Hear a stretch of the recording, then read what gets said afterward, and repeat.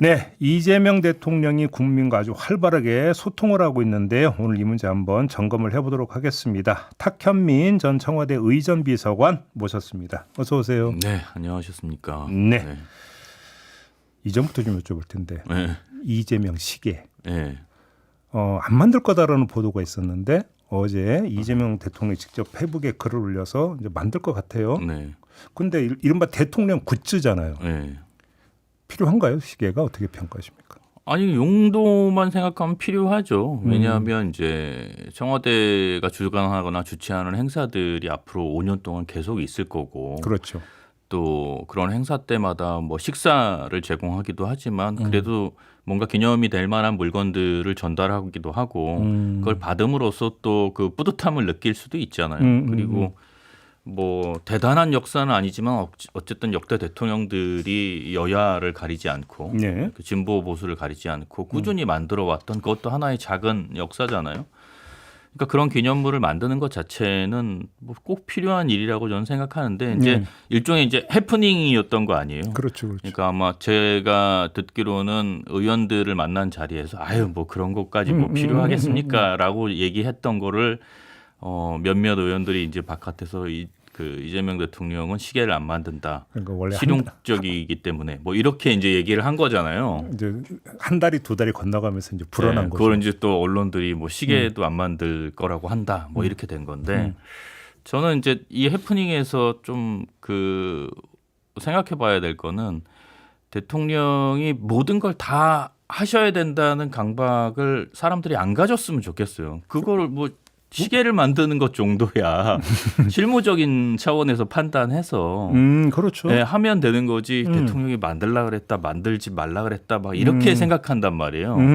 그럴 일은 크게 아니거든요, 이게. 그렇게 중대사도 아니다. 그렇죠. 그러니까 대통령은 어쨌든 좀 더 큰 일, 그리고 중요한 일에 매진하시도록 하고 실무적으로 처리해도 될 만한 것들을 아무래도 이제 임기 초반이니까 그런 게 있긴 하겠는데 그렇죠. 모두 대통령의 입만 바라보잖아요.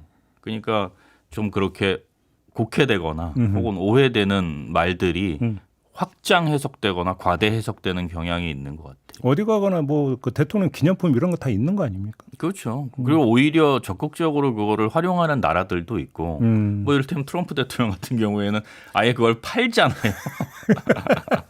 맞아. 뭐 그게 좋은 예라고 할 수는 없지만 예. 어쨌든 이재명 대통령에 대한 사람들의 기대가 높고 그 바램들이 있고 그러면 인지상정으로 뭔가 그걸 기념할 수 있는 물건들 갖고 싶은 욕망과 욕구가 있죠. 다만 이제 그게 뭐 진짜 너무너무 막 비싸고 화려하고 그렇죠. 이렇게 가는 건 조금 곤란하겠지만 그렇죠. 그렇죠. 뭐 시계 정도는 괜찮지 않나요? 그러니까요. 저도 하나 갖고 싶은데. 오늘 뭐 주제가 이제 이재명 대통령의 소통법이니까 네. 일단 이거부터 좀 한번 여쭤볼게요. 그러니까 뭐 장차관 이제 국민 추천을 받는다고 밝혔잖아요. 이건 어떻게 평가하세요? 저는 뭐 제도 자체는 뭐 해볼 만하고 참신하다고 생각해요. 다만 이제 우려됐던 거는 뭐 이제 그런 일을 하면 이제 불특정 다수가 어떤 희화화 시킬 수가 있잖아요. 그리고 뭐 누가 봐도 아닌데. 그렇죠. 그냥 계속 추천할 수도 있고. 뭐 일부러 이제 예. 그 제도 자체나 혹은 그 시도 자체를 좀 놀림거리로 만들려는 사람들이 분명히 있을 거라고요. 그래서 이걸 100% 추천으로 해서 하면은 참 이상한 일이 벌어질 수도 있을 것 같았는데 기사를 다시 보니까 뭐 결국은 공직기강 비서관실이나 혹은 민정 쪽에서 네. 추천을 받았다가 하더라도 정상적인 프로세스를 다 거쳐서 검증도 하고 따져볼 거 다 따져보고 그리고 나서 임명을 하겠다는 거잖아요. 그러니까 일종의 추천인이 늘어나는 거죠. 예전에는 관련 분야 혹은 뭐 민정 혹은 뭐 청와대와 직접적인 관련이 있거나 인사와 관련이 있던 사람들이 추천하는 거였으면 지금은 추천 자체는 전체 국민으로 확 넓히고 검증하고 결정하는 과정은 그대로 가져가겠다. 이렇게 저는 이해했어요. 근데 사실 어찌 본다면 추천 받는 것도 좋지만 인사 검증 단계 더 나아가서 이제 그 지명 사실을 공개하면서 공개적 검증 과정이 또 있잖아요. 국민적. 그렇죠. 네. 이때 얼마나 이제 국민의 목소리에 귀 기울여서 반영하느냐 이게 더 중요한 거 아닌가요, 사실? 뭐 근데 지금 말씀하셨던 건 사실은 이전까지 계속 해오던 거잖아요. 그래서 가장 크게 다른 점은 관련되어 있는 분들만 특정한 인사를 추천해 왔던 게 관행이었다면 이제는 그 자기가 거기에 꼭 전문적인 지식이 없더라도 자기가 생각했을 때 국민 한 사람 한 사람이 생각했을 때 추천은 누구에게나 추천할 수 있는 기회는 누구에게나 주겠다. 뭐 물론, 이렇게 이해하면 되지 않을까요? 물론 뭐 특히나 뭐 장관 같은 이제 정무직이니까 네. 그죠? 어차피 또 이제 어떤 국민적 눈높이에서 이런 사람이 했으면 좋겠다는 국민들의 어떤 뭐 소망이나 바람은 있을 수 있는 거니까. 있죠. 그죠? 물론 이제 그게 현실하고는 조금 근데 괴리가 문제는 있을 수밖에 실효성은 없지만 어떻게 보세요? 그러니까 예를 들어서 그 정권 차원에서 갖고 있는 인력풀에서 벗어나 있는 인물을 발견할 수 있다. 정말 이런 사람도 있었겠네라고 네. 발견할 수 있는 것 같은 실효적 측면 어떻게 보세요?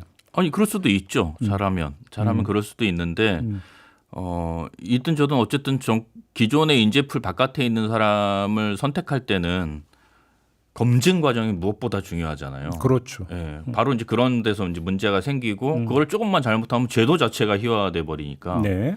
그러니까 검증과 결정하는 과정을 좀 더 세밀하고 면밀하게 해야 할 필요는 있겠죠. 이재명 대통령이 SNS 활동 좀 활발하게 하는 것 같아요. 조금 전에 이제 그 시계 얘기도 네. 이재명 대통령이 직접 SNS 에 올린 것 같던데 이건 어떻게 보세요? 글쎄요, 이게 사람마다 다 스타일이 다르니까. 근데 뭐 이번 정부는 표방하기를 국민들과 그 SNS를 통해서든 어떤 형식과 방법을 통해서든 아주 활발하게 소통하겠다는 걸 천명하고 정권을 잡은 거잖아요. 그 많은 사람들이 거기에 동의해주고. 그러니까 이건 뭐 제가 일했던 정부와는 다르지만 그것도 하나의 국민적 선택을 받은 일이기 때문에 뭐 그렇게 하셔도 할 수 있는 일이라고는 생각해요. 다만 이제 어떤 논의의 과정, 수기의 과정 이런 것들이 좀 필요하다고 아마 느끼게 되지 않을까. 그러니까 앞으로 시간이 흐르면 네, 그렇죠. 왜냐하면 뭐 요번에 시계 문제도 그랬지만 이거 사실 뭐 문제라고 하긴 좀 그렇지만 아까 해프닝으로 규정하셨고 시계 해프닝도 그렇지만 이제 전부 다 대통령이 어떤 생각을 하는지 어떤 말씀을 하는지 이것만 바라보게 될 수도 있단 말이에요. 네네네. 거기에 따라서 뭔가 달라질 수도 있고. 그러니까 이건 이제 시간이 지나면서 어떤 체계가 잡히겠죠. 근데 지금은 아직은 뭐 그걸 전담하는 SNS를 전담하는 비서관도 지금 임명이 됐는지 잘 모르겠고 또 그게 이전에 없었던 새로운 시도니까 그 새로운 시도를 하려면 형식적인 면도 갖춰야 될 거고 네네. 또 이제 그 과정도 어떤 프로세스로 국민들을 SNS로 만날 것인지 이런 것들도 이런저런 실험들이 좀 필요한 단계 아닌가. 알겠습니다. 이재명 대통령이 취임한 후에 이제 국가적 행사가 이제 크게 두 개가 있었습니다. 네. 현충일 기념식이 있었고 어디 또 6월항쟁 기념식이 있었고요. 어떻게 지켜보셨어요? 그걸? 아니, 저는 일단 가장 주목하고 뭐 이제 그 변화가 기쁘게 받아들여졌던 점이 연설이 바뀌었잖아요. 반국가 세력이라는 말이 없어졌잖아요. 네. 이전 대통령은 어떤 행사를 해도 그게 3.1절이든 뭐 광복절이든 거기 딱 서자마자 국민들을 협박하듯이 절반의 국민들 혹은 뭐 상당수의 국민들을 협박하듯이 반국가 세력들을 척결해야 한다라는 주제로 연설을 했잖아요. 하도 얘기를 많이 하니까 어떤 언론사가 한번 저거 이제 사적 점심 먹는 게 저한테 진지하게 혹시 김영은 반국가 세력이 윤석열 대통령의 반국가 세력이 뭔지 아세요? 라고 좀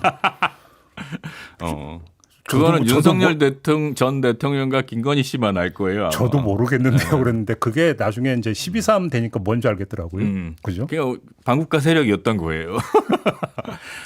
하여튼간에 그 점이 가장 뿌듯하고 그다음에 이게 이제 바뀌겠구나라는 어떤 기대감을 주고 또 실제로 우리가 목도했던 확인했던 장면이죠. 대통령의 연설이 바뀌었다. 그렇죠. 네. 그게 가장 저는 인상적이었고 이제는 원위치로 가겠구나. 그리고 제대로 된 이야기들을 우리가 그런 국가 행사를 통해서 들을 수 있겠구나. 이런 생각이 좀 들어요. 행사의 형식이나 이런 건 어떻게 보셨어요? 행사 형식은 사실 현충일 행사나 그 최근에 있었던 행사 아마 앞으로 한 두어 달 정도까지는 이전 정부에서 결정한 포맷일 거예요. 미리 준비해야 되니까. 그럼요. 네. 그렇겠네. 예, 그래서 예. 뭐 형식은 저는 뭐 굳이 논하고 싶진 않고 왜냐하면 이게 이 새 정부에서 했던 일이 아니기 때문에 예. 이전 정부에서 준비한 형식으로 했을 거기 때문에 예. 그러니까 뭐 그거는 변화라고 하긴 좀 어렵죠. 다만 이런 얘기는 들었어요. 어떤 지자체 광복절 행사의 프레젠테이션에서 뭐 여러 독립유공자들을 선양한다라는 주제를 들고 가니까 거기에 있던 어떤 분이 심사를 하는 어떤 분이 왜 이승만은 빠졌냐. 그래서 그 업체가 선정되지 못했다는 후문은 들었어요. 그러니까 그래요? 이미 사실 광복절 행사까지는 이전 정부에서 준비를 하고 있었던 거죠. 그러면 전문가적 시각으로서 이전 정부 윤석열 정부 때 이런 행사의 특징이 뭐였다고 그렇게 정리를 할 수 있을까요? 엉망진창이 특징이죠. 엉망진창. 뭐 바로 나와 이렇게. 아니 이건 뭐 제가 3년 동안 목도했던 거고. 어떤 점에서 엉망진창입니까? 아니 이거 어떤 점이 아니라 오프닝에서 클로징까지. 네. 일단은 국가 행사의 가장 중요한 프로그램들이 있잖아요. 네. 제일 먼저는 대통령의 연설이죠. 그건 이미 좀 전에 언급했다시피 그 음. 연설 자체로 국민들을 반으로 쪼개거나 제가 자주 드는 예로 국가 행사는 제사와 같아야 된다라고 얘기를 많이 했거든요. 그거는 극단의 국민들이나 극단의 국민 대표들이 한 자리에 모이기 때문이에요. 아, 그렇죠. 그 행사만큼은. 지금 제사는 문중 사람들이 다 그렇죠. 모이는 거니까. 그러니까 내가 큰아버지가 좀 마음에 안 들어도 그 자리에서 깽판까지는 잘 안 치잖아요. 아주 진짜 뭐 작심하고 오지 않는 한 그냥 같이 절하고 때로는 그 과정을 통해서 화해도 하고 네. 또 어쨌든 하나의 그 뭐 현충일이라면 현충일의 의미에 다들 동의해주고 그래서 사실은 국가 행사가 필요한 거거든요. 네. 아니면은 뭐 행사가 무슨 큰 의미가 있겠어요? 그런 자리를 통해서 갈등을 좀 더 그 희석시키고 그 한 뜻으로 좀 모이고 그런 의미로 하자고 해서 광복절도 있는 거고 뭐 저는 그렇게 판단을 하거든요. 여기서 진행자의 본분을 한번 다시 망각하고 새길로 빠져서 질문 그 말씀하시니까 갑자기 떠오르는 영상이 하나 있어서 아유 불안한데. 어떻게 평가하시는지 윤석열 대통령 시절에 네. 용산 직원들하고 윤석열 대통령이 같이 이렇게 쭉 모여서 노래 노래한 거? 부르는 거 있잖아요. 네. 그 변진섭 씨의 노래였던가요? 네. 그래서 사랑이 필요한 거죠. 그 노래 허락을 받았냐 안 받았냐면 그때 이제 많이 논란이 됐었는데 네. 사후에 허락받았다는 얘기를 들었죠. 그러니까 그 형식은 그때 어떻게 평가하셨어요? 갑자기 그게 떠올라가지고. 그 대통령과 만들었던 그 영상 형식은 뭐 뮤직비디오죠. 형식적으로는. 아, 그걸 뮤직비디오라고 규정을 해야 뭐 되나요? 다르게 표현할 길이 없잖아요. 음. 그거는 대한민국 국가 수반이 그 등장했던 모든 행사와 영상을 통틀어서 네. 가장 기념비적인 사건이다. 아, 그래요? 네. 그 연출의 하나하나를 참 그 오그라듦을 다 얘기할 수가 없죠. 뭐 이를테면 처음 시작에 아이들이 그 노란색 풍선을 들고 만나고 너희들 여기 어디니라는 연기가 또 들어가죠. 네. 그리고 나서 여기 어떻게 왔니? 뭐 그다음에 한 명 한 명씩 걸어 나오면서 대통령을 향해서 윤석열을 향해서 뭔가 노래하고 대통령 화답하듯이 그걸 다시 부르고 저는 이제 그 노래를 분명히 다른 스튜디오에서 녹음했을 텐데 라이브로 한 게 아니니까 그 오그라들음을 어떻게 참아냈지 이런 생각이 들죠. 한마디로 오그라듭니다. 네. 아마 영원히 기억되겠죠, 진짜. 아, 그래요? 네. 알겠습니다. 다시 본론으로 돌아와서. 갑자기 막 되게 어지러지해지네요. 근데 G7 정상회 초청받았잖아요. 이제 가게 의전 문제가 또 이제 있는 거 아니겠습니까? 포인트를 좀 짚어서 좀 조언을 주신다. 저는 일단 그 주목해야 되는 점은 아니 지금 시기에 벌써 가신다고 이런 생각이 들었어요. 그래요? 그러니까 되게 그 큰 결단을 한 거죠. 왜냐하면 이게 지금 취임한 지 이제 한 2주 반? 이 정도 시간 만에 이제 처음 국제회의를 가시는 거 아니에요?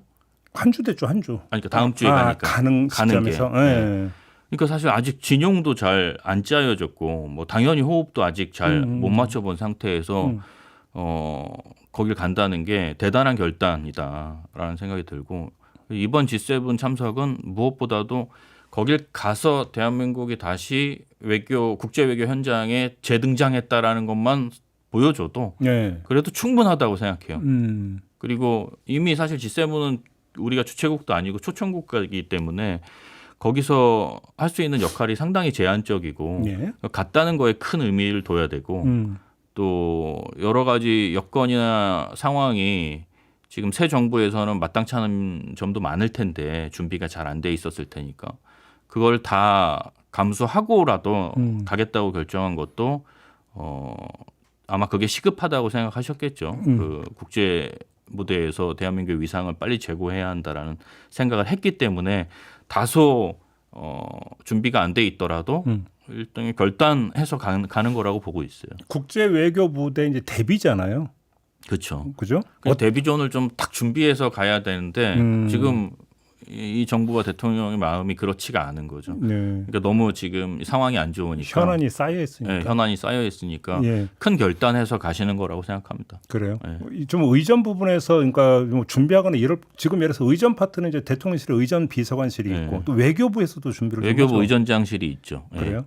그러니까 같이 준비하는 겁니다. 같이 준비하는 거고. 근데 이제 외교부 의전장실도 이제 지난 정부 때의 실무자들이잖아요. 그렇죠. 물론 이게 실무자기 때 지난 정부 때 사람이기 때문에 다 안 된다 이런 건 아니고 그 대통령 윤석열 대통령이 몇 개월 동안 공석이었잖아요. 그러니까 그 행사를 갈지 말지에 대해서 판단을 못했을 거라고요. 아 미리 준비가 안 돼 있을 네. 것이다. 그리고 아 그렇죠. 아마 막후에서는 이제 초청을 할 거다라는 언질이 있었을지는 몰라도 실제로 이재명 대통령이 새로 대통령이 되고 나서 초청을 받은 거잖아요, 형식적으로. 네. 그러니까 준비가 그렇게 잘 돼 있을 거라고 보기는 어렵죠.